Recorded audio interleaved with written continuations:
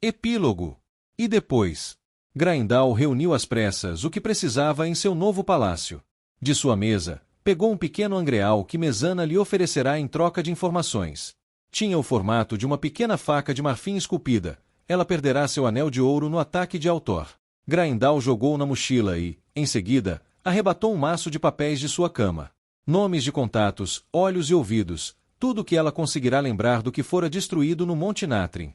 Ondas batiam contra as rochas lá fora. Ainda estava escuro. Apenas alguns instantes haviam se passado desde que sua última ferramenta falhara, Aybara sobrevivendo ao campo de batalha. Era para ter funcionado.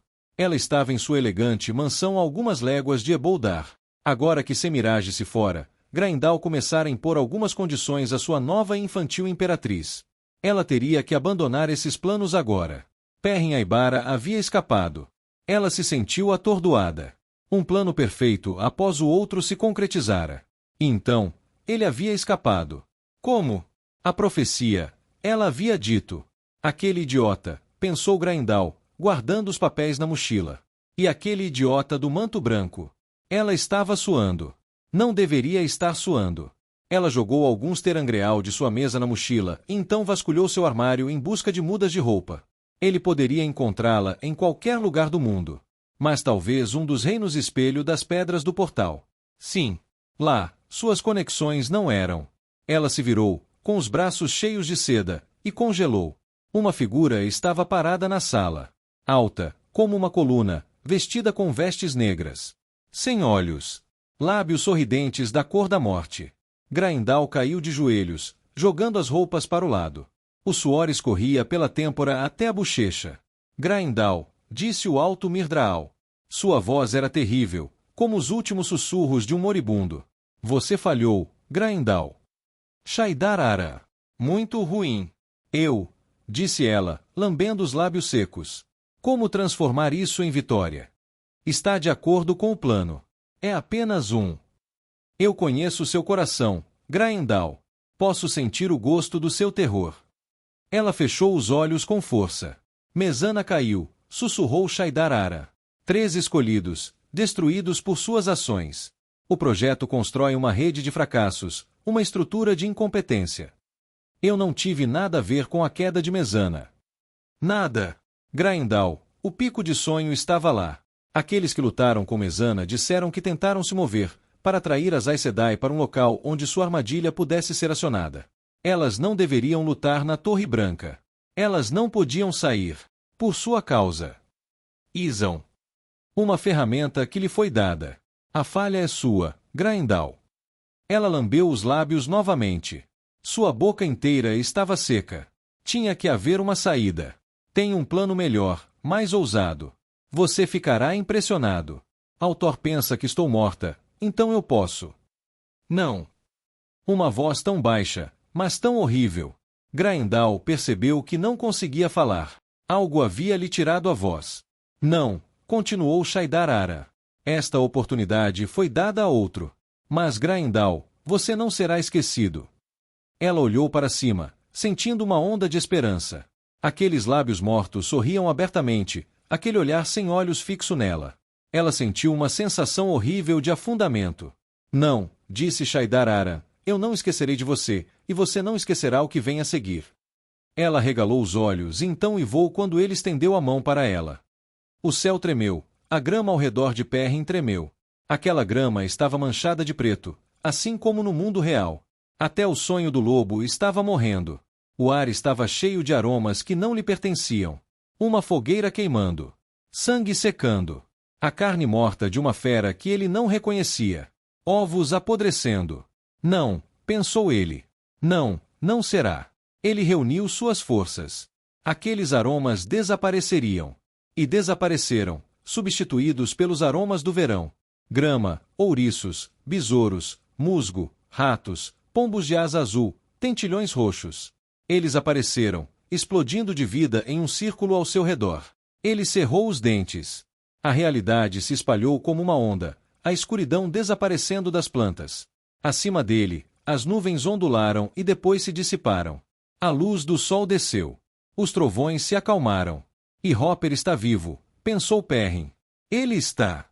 Consigo sentir o cheiro do seu pelo, ouvi-lo galopando na grama. Um lobo surgiu diante dele, como se emergisse da névoa. Cinza prateado, grisalho por anos de vida. Perrin vibrou com seu poder. Era real. Então ele viu os olhos do lobo. Sem vida. O aroma ficou rançoso e errado. Perrin suava devido ao esforço de se concentrar tanto. Algo dentro dele se desintegrou. Ele estava entrando no sonho do lobo com muita força. Tentar controlar aquele lugar completamente era como tentar conter um lobo em uma caixa. Ele gritou, caindo de joelhos. A névoa não Hopper desapareceu em uma nuvem e as nuvens voltaram ao seu lugar. Um raio explodiu acima dele e os pontos negros inundaram a grama. Os aromas errados retornaram. Perrin ajoelhou-se, com suor escorrendo da testa, uma das mãos apoiada na grama espinhosa marrom e preta. Duro demais. Perrin pensou em Faile em sua tenda nos campos de Merrilor. Ela era seu lar. Havia muito a fazer. Rand viera, como prometido. Amanhã, ele enfrentaria Egwene. Pensar no mundo real imobilizava Perrin, impedindo-o de entrar no sonho do lobo com muita força. Perrin se levantou. Ele podia fazer muitas coisas naquele lugar, mas havia limites. Sempre havia limites. Busque-o sem limites. Ele explicará. A última mensagem de Hopper para ele. O que significava? Hopper dissera que Perrin havia encontrado a resposta. E, no entanto, sem limites explicaria essa resposta. A mensagem fora repleta de dor, perda e satisfação ao ver Perrin aceitar o lobo dentro de si. Uma última imagem de um lobo saltando orgulhosamente na escuridão, com a pelagem brilhando e o cheiro determinado. Perrin se dirigiu para a estrada de Gerrana. Sem limites estava lá com frequência, com os remanescentes da matilha. Perrin estendeu a mão e o encontrou, um macho jovem de pelo castanho e constituição esguia. Sem limites o provocou, enviando a imagem de Perrin como um touro pisoteando um veado. Os outros haviam deixado essa imagem de lado, mas Sem Limites continuou a se lembrar. Sem limites, Perrin enviou. Hopper me disse que eu precisava de você. O lobo desapareceu. Perrin se assustou e então pulou para o lugar onde o lobo estivera, o topo de um penhasco a várias léguas da estrada. Sentiu o leve cheiro do destino do lobo e foi até lá. Um campo aberto com um celeiro distante, parecendo apodrecido. Sem limites. Perrin enviou. O lobo agachou-se em um monte de arbustos ali perto. Não, não. Sem limites enviou medo e raiva. O que eu fiz? O lobo disparou para longe, deixando um borrão. Perrin rosnou e caiu de quatro, transformando-se em lobo. O jovem touro seguiu, com o vento rugindo em seus ouvidos. Ele o forçou a se afastar diante dele, aumentando ainda mais sua velocidade. Sem limites tentou desaparecer, mas jovem touro seguiu, aparecendo no meio do oceano. Ele atingiu as ondas, com a água firme sob suas patas, e continuou atrás de Sem Limites sem diminuir o passo. Os envios de Sem Limites brilhavam com imagens. Florestas. Cidades. Campos. Uma imagem de Perrin, olhando para ele, parado do lado de fora de uma jaula. Perrin congelou, tornando-se humano novamente.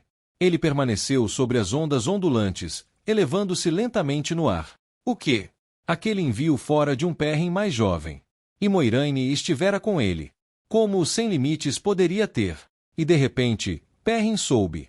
O Sem Limites sempre foi encontrado em Gealdan no sonho do lobo. Noan, ele enviou ao lobo, agora distante. Houve um sobressalto de surpresa, e então a mente desapareceu. Perrin foi até onde Sem Limites estivera, e lá sentiu o cheiro de uma pequena vila. Um celeiro. Uma gaiola. Perrin apareceu ali. Sem Limites jazia no chão entre duas casas, olhando para Perrin. Sem Limites era indistinguível dos outros lobos, embora Perrin agora suspeitasse da verdade. Não era um lobo. Era um homem. Sem Limites, disse Perrin, ajoelhando-se sobre um joelho para olhar o lobo nos olhos. Noan, lembra de mim? Claro. Você é o jovem touro. Quer dizer, você se lembra de mim antes, quando nos conhecemos no mundo desperto. Você enviou uma imagem dele. Noan abriu as mandíbulas, e um osso apareceu nelas. Um grande fêmur com um pouco de carne ainda. Ele deitou de lado, mastigando o osso. Você é jovem touro, ele enviou, teimoso. Você se lembra da gaiola, Noan? Perrin perguntou suavemente, enviando a imagem.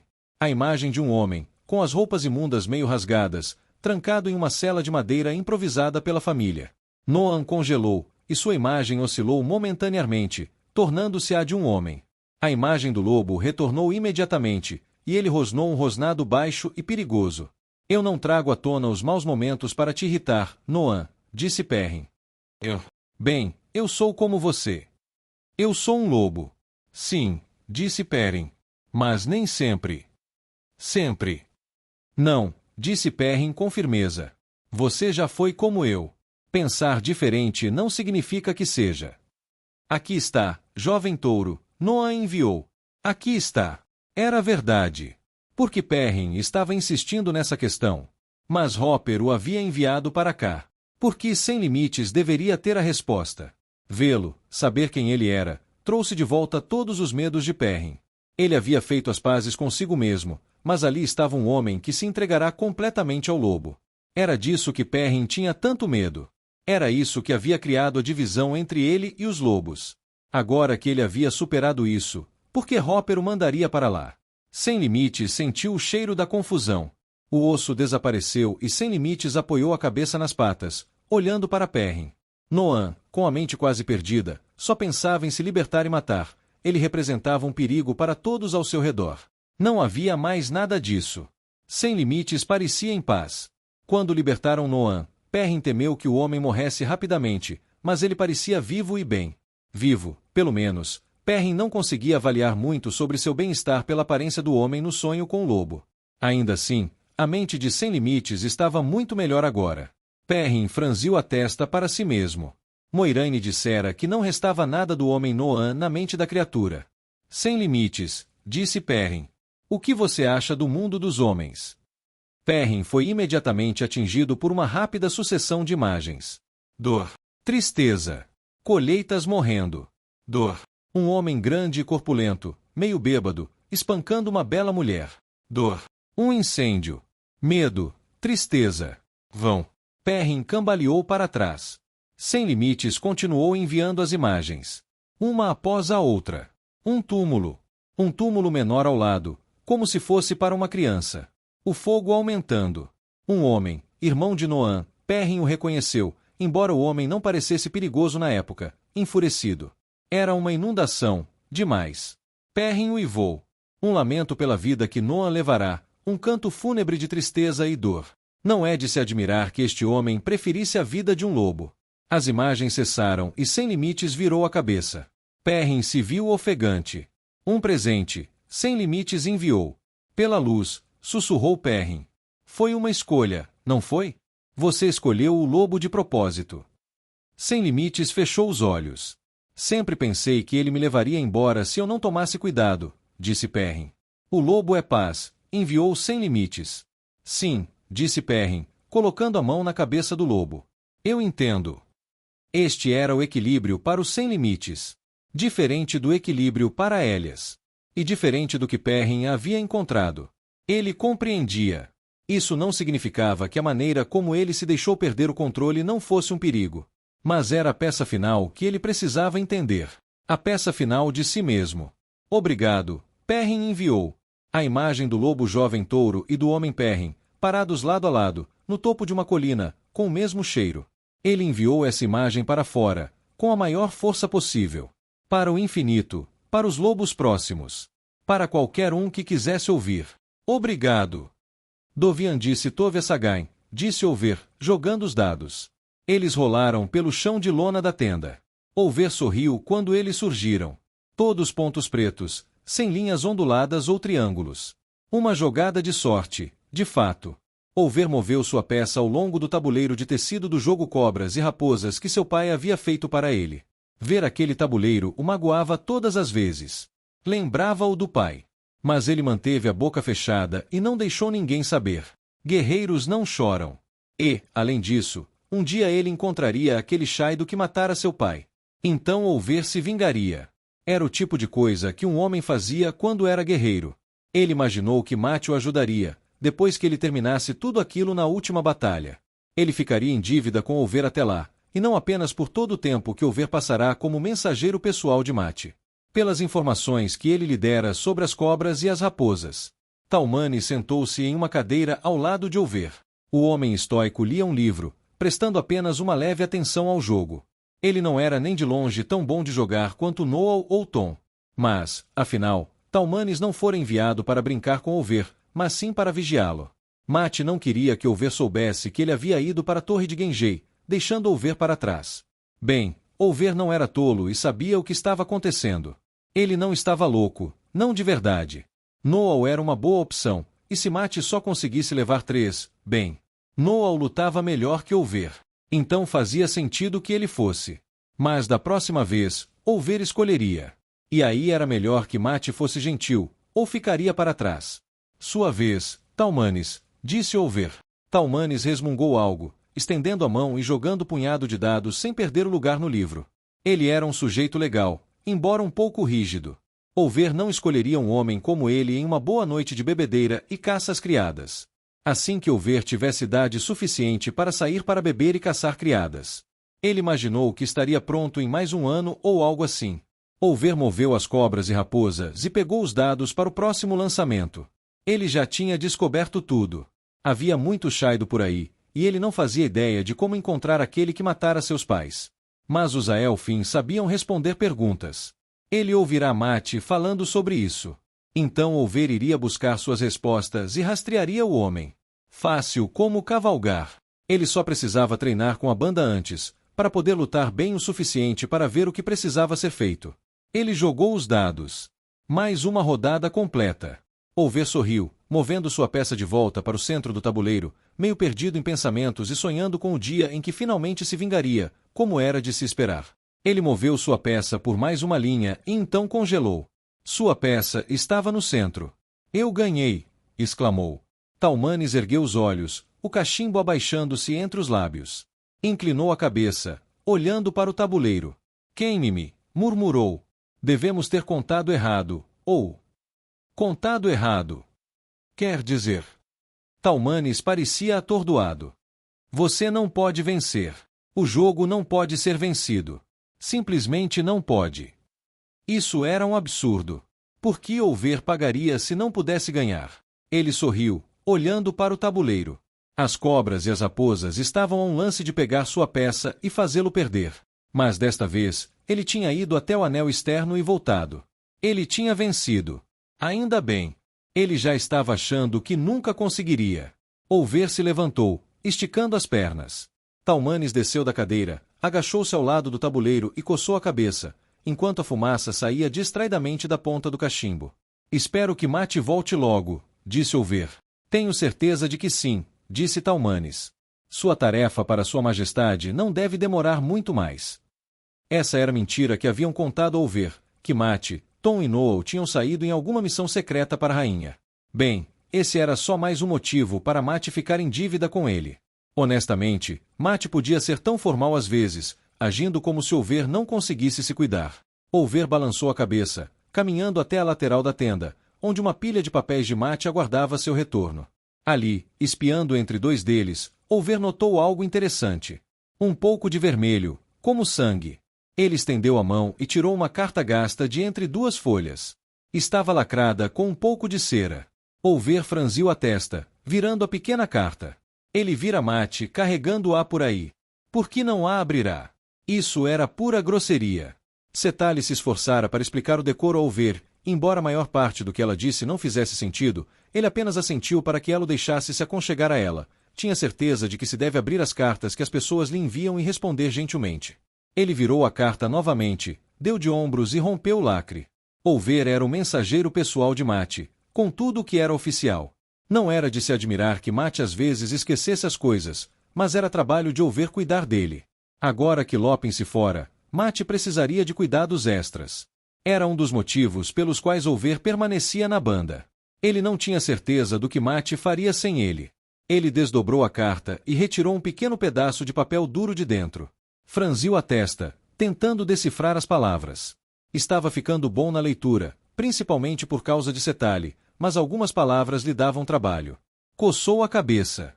Talmanes, disse ele. Você provavelmente deveria ler isto. O que é isso? O homem levantou os olhos do jogo. Aqui, agora. Over, o que você está fazendo? Isso não era para ser aberto.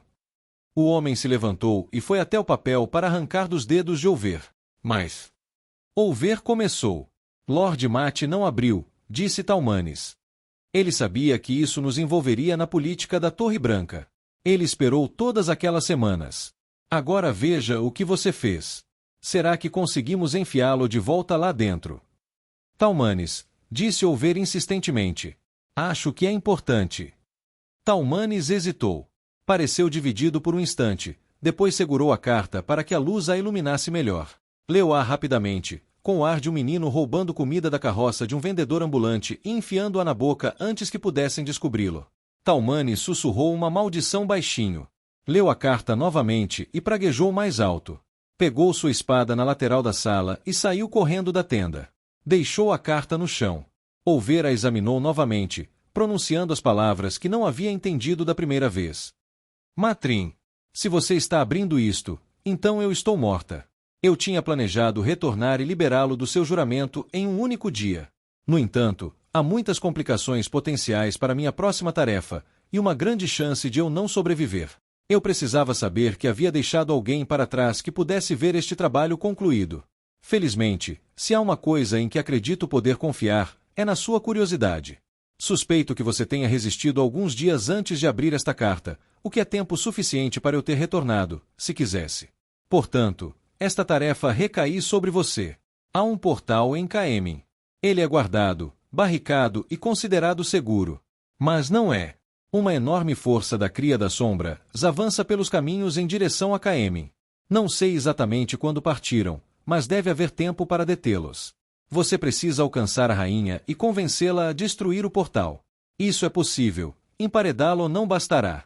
Se não conseguir destruí-lo, a rainha precisa reunir todas as suas forças para proteger o local.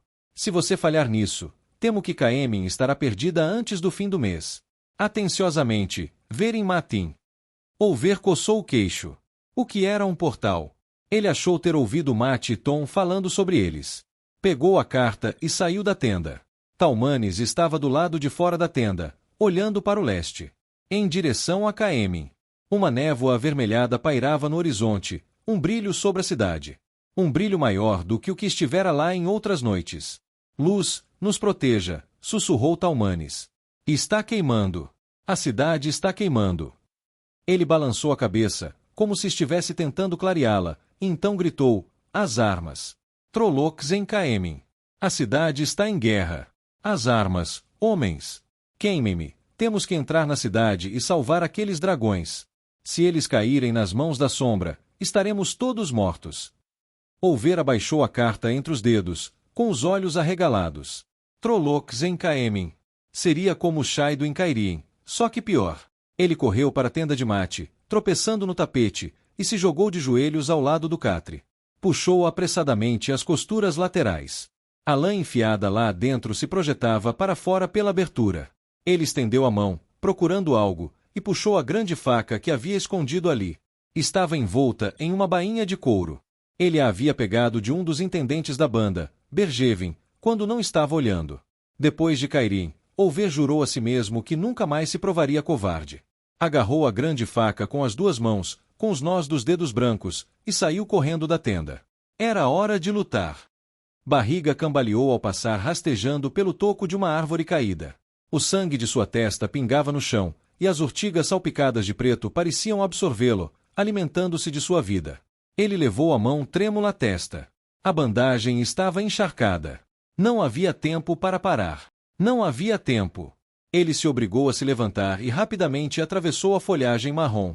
Tentou não olhar para as manchas pretas nas plantas. A praga. Ele havia entrado na praga. Mas o que mais poderia fazer? Os Trollocs avançaram para o sul. Todas as torres haviam caído. A própria Candor havia caído. Barriga tropeçou e caiu no chão. Gemeu, rolando, ofegante. Estava em uma vala entre duas colinas ao norte da Torre Éter. Suas roupas outrora finas, casaco e colete de veludo rico, estavam esfarrapadas e manchadas de sangue. Ele fedia a fumaça e, quando fechou os olhos, viu os Trollocs. Lavando sua caravana, massacrando seus servos e soldados. Todos haviam caído. Tum, Yang, ambos mortos. Luz, estavam todos mortos. Barriga estremeceu. Como ele tinha chegado a esse ponto? Era apenas um mercador. Eu deveria ter ouvido Rebe, pensou. Fumaça subia da Torre Ete, atrás dele. Era para lá que sua caravana estava indo. Como isso podia estar acontecendo? Ele precisava continuar se movendo. Para o leste. Ele seguiria para Arafel. As outras terras da fronteira não teriam caído, teriam? Ele subiu uma encosta, as mãos puxando a trepadeira curta e sinuosa. Como vermes entre os dedos. Estava ficando tonto. Chegou ao topo da colina. O mundo girava. Ele caiu lá, com sangue escorrendo da bandagem. Algo se moveu à sua frente. Ele piscou. Aquelas nuvens acima eram uma tempestade. À sua frente, 3 figuras vestidas de preto e marrom se aproximavam com uma graça elegante. Mirdraal. Não. Ele piscou para afastar as lágrimas e o sangue dos olhos. Não, aqueles não eram Mirdraal. Eram homens, usando véus vermelhos sobre o rosto. Caminhavam agachados, examinando o terreno, lanças curtas nas costas. Louvada seja a luz, sussurrou ele. Aiel. Ele estava em Andor quando Rand-altor chegou. Todos sabiam que os Aiel seguiam o dragão renascido. Ele os havia domesticado. Estou seguro. Um dos Aiel aproximou-se de barriga. Porque o véu do homem era vermelho. Isso era incomum. Os olhos escuros do Aiel estavam vidrados e duros. O homem Aiel desfez o véu e revelou um rosto sorridente. Os dentes do homem estavam afiados. Seu sorriso se alargou e ele tirou uma faca do cinto. Barriga gaguejou, olhando para aquela bocarra horrível e alegria nos olhos do homem enquanto estendia a mão para a presa. Aqueles não eram Aiel. Eram outra coisa. Algo terrível. Rand-altor, o dragão renascido, sentou-se em silêncio em seu sonho. Respirou o ar frio e gélido. Nuvens brancas flutuavam suavemente ao seu redor, beijando sua pele com sua condensação. Seu trono para a noite era uma rocha plana na encosta de uma montanha. Ele olhava através das nuvens para um vale estreito. Este não era o local real. Não era nem mesmo o mundo dos sonhos, aquele lugar onde ele lutara contra os renegados, o lugar que lhe disseram ser tão perigoso. Não, este era um dos seus sonhos comuns. Ele os controlava agora. Era um lugar onde ele podia encontrar paz para pensar, protegido por proteções enquanto seu corpo dormia ao lado de mim em seu novo acampamento, cercado por fronteiriços, estabelecido no campo de Merrilor. Egwene estava lá, com exércitos reunidos. Ele estava pronto para isso. Contava com isso. No dia seguinte, ouviriam suas exigências. Não o que ele exigiria para impedi-lo de romper os selos, ele faria isso, independentemente do que Egwene dissesse. Não, essas seriam as exigências que ele faria aos monarcas do mundo em troca de ir a Shayol Ghul para enfrentar o Tenebroso. Ele não tinha certeza do que faria se o recusassem. Seria muito difícil para eles. Às vezes, ter a reputação de ser irracional pode ser útil. Ele respirou fundo, em paz. Ali, em seus sonhos, as colinas se tornavam verdes. Conforme ele se lembrava delas. Naquele vale sem nome abaixo, abrigado nas montanhas da névoa, ele começara uma jornada. Não a primeira, nem a última, mas talvez a mais importante. Uma das mais dolorosas, com certeza.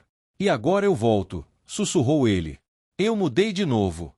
Um homem está sempre mudando. Ele sentiu uma unidade ao retornar ali, ao lugar onde confrontara pela primeira vez o assassino dentro dele. O lugar onde tentará fugir pela primeira vez daqueles que deveria ter mantido por perto. Fechou os olhos, desfrutando da tranquilidade. Calma. Harmonia. Ao longe, ele ouviu gritos de dor. Rand abriu os olhos. O que tinha sido aquilo? Ele se levantou, girando. Este lugar fora criado por sua própria mente, protegido e seguro. Não podia. O grito ecoou novamente. Distante. Ele franziu a testa e ergueu a mão. A cena ao seu redor desapareceu, dissipando-se em névoa. Ele permaneceu na escuridão. Ali, pensou ele. Estava num longo corredor com painéis de madeira escura. Caminhou por ele, com as botas batendo. Aquele grito. Aquilo abalou sua paz. Alguém estava sofrendo. Precisavam dele. Rand começou a correr. Chegou a uma porta no final do corredor. A madeira avermelhada da porta era saliente e estriada, como as raízes grossas de uma árvore antiga. Rand agarrou a maçaneta, apenas mais uma raiz, e arrancou a porta. A vasta sala além era completamente escura, sem luz, como uma caverna nas profundezas da terra. A sala parecia sugar a luz e apagá-la. A voz gritante estava lá dentro. Era fraca, como se estivesse sendo sufocada pela escuridão. Rand entrou. A escuridão o engoliu. Parecia arrancar-lhe a vida, como sem sanguessuga sugando-lhe o sangue das veias. Ele seguiu em frente. Não conseguia distinguir a direção dos gritos, então se moveu ao longo das paredes. Elas pareciam ossos, lisas, mas ocasionalmente rachadas. A sala era redonda, como se ele estivesse dentro da tigela de um crânio enorme. Ali, uma luz fraca à frente, uma única vela no chão, iluminando um piso de mármore negro. Rand correu em sua direção. Sim, havia uma figura ali, encolhida contra a parede branca como osso. Era uma mulher de cabelos prateados, usando uma fina túnica branca. Ela chorava agora, seu corpo tremendo e tremendo. Rand ajoelhou-se ao lado dela, a vela tremulando com seu movimento. Como aquela mulher havia entrado em seu sonho? Ela era real ou aquilo era uma criação de sua mente? Ele colocou a mão em seu ombro. Ela olhou para ele, com os olhos vermelhos, o rosto uma máscara de dor, lágrimas escorrendo do queixo. Por favor, implorou. Por favor. Ele me pegou. Quem é você? Você me conhece, sussurrou ela, pegando a mão dele e se agarrando a ela. Sinto muito mesmo. Ele me pegou. Ele esfola minha alma de novo a cada noite. Oh, por favor, que isso pare. As lágrimas fluíram com mais liberdade. Eu não te conheço, disse Rand. Eu. Aqueles olhos lindos e terríveis. Rand ofegou, soltando a mão dela. O rosto estava diferente, mas ele conhecia aquela alma. Mierin, você está morta. Eu vi você morrer. Ela balançou a cabeça. Queria estar morta. Queria mesmo. Por favor. Ele tritura meus ossos e os quebra como gravetos, depois me deixa morrer antes de me curar o suficiente para me manter viva. Ele. Ela se interrompeu, estremecendo. O quê? Seus olhos se arregalaram e ela girou em direção à parede. Não! Gritou. Ele está chegando. A sombra na mente de cada homem, o assassino da verdade. Não! Ela girou, estendendo a mão para Rand, mas algo a puxou para trás. A parede se rompeu e ela caiu na escuridão. Rand saltou para frente, tentando alcançá-la, mas era tarde demais. Ele a viu de relance antes que ela desaparecesse na escuridão abaixo. Rand congelou, olhando para aquele abismo. Buscava calma, mas não conseguia encontrá-la. Em vez disso, sentia ódio, preocupação e, como uma víbora fervilhando dentro dele, desejo. Aquela era Mierin Eronaile, uma mulher que ele outrora chamara de Senhora Selene. Uma mulher que a maioria das pessoas conhecia pelo nome que ela mesma adotou, Lanfiar. Um vento cruel e seco soprou no rosto de Lan enquanto ele contemplava uma paisagem corrompida. A garganta de Tarvin era uma passagem larga, rochosa, salpicada de capim-faca de espinho-ferrugem. Aquilo outrora fizera parte de Malkier. Ele estava em casa novamente. Pela última vez. Multidões de Trollocs se aglomeravam do outro lado do desfiladeiro. Milhares. Dezenas de milhares. Provavelmente centenas de milhares. Facilmente 10 vezes o número de homens que Lan havia reunido durante sua marcha através das terras da fronteira. Normalmente, os homens ficavam do seu lado do desfiladeiro, mas Lan não podia fazer isso. Ele viera atacar, cavalgar para Malkier. Andere cavalgava ao seu lado à esquerda, o jovem Kaisel de Kandor à direita. Ele sentia algo, distante, que lhe dera força recentemente. O vínculo havia mudado. As emoções haviam mudado. Ele ainda sentia Ninaeve, tão maravilhosa, carinhosa e apaixonada, no fundo da mente. Deveria ter ficado magoado ao saber que agora ela sofreria quando ele morresse, em vez de outra. No entanto, aquela proximidade com ela, uma proximidade final, lhe trouxe força. O vento quente parecia seco demais, cheirava poeira e sujeira e sugava a umidade de seus olhos, forçando-o a piscar. É apropriado, disse Kaisel. O que? Perguntou Lan.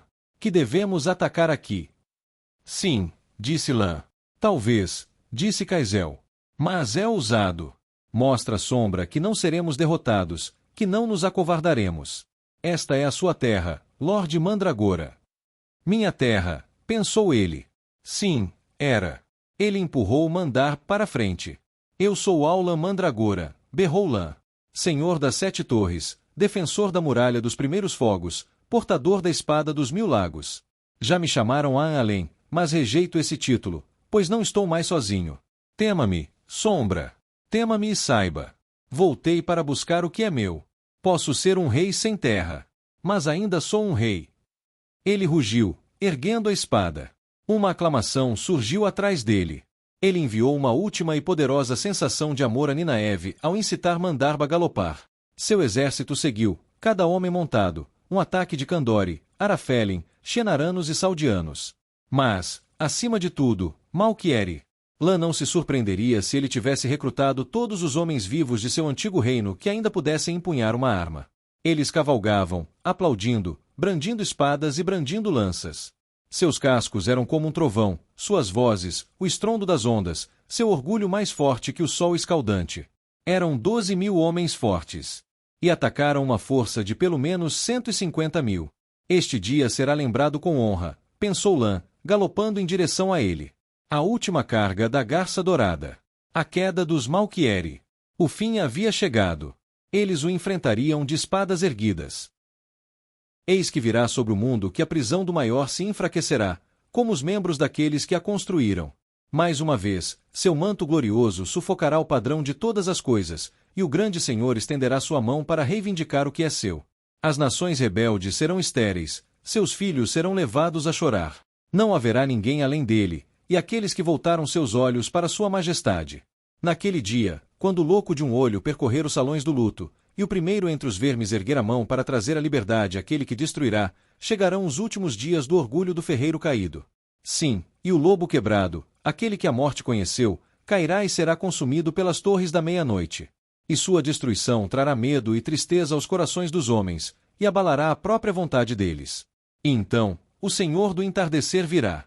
E ele tomará nossos olhos, pois nossas almas se curvarão diante dele, e ele tomará nossa pele, pois nossa carne o servirá, e ele tomará nossos lábios, pois somente a ele louvaremos. E o Senhor do entardecer enfrentará o campeão quebrado, derramará seu sangue e nos trará a escuridão tão bela. Que os gritos comecem, ó seguidores da sombra. Implorem por sua destruição. De As Profecias da Sombra. O fim do 13º livro de A Roda do Tempo. E então, o que acharam? Aconteceu muita coisa nesse livro, não é mesmo? Estão prontos para o desfecho da história? Deixem nos comentários suas impressões sobre esse volume. Vou adorar saber o que vocês acharam. Ah, e se puderem, considerem fazer uma contribuição para o canal. Com a ajuda de vocês, conseguirei traduzir o último livro ainda mais rápido.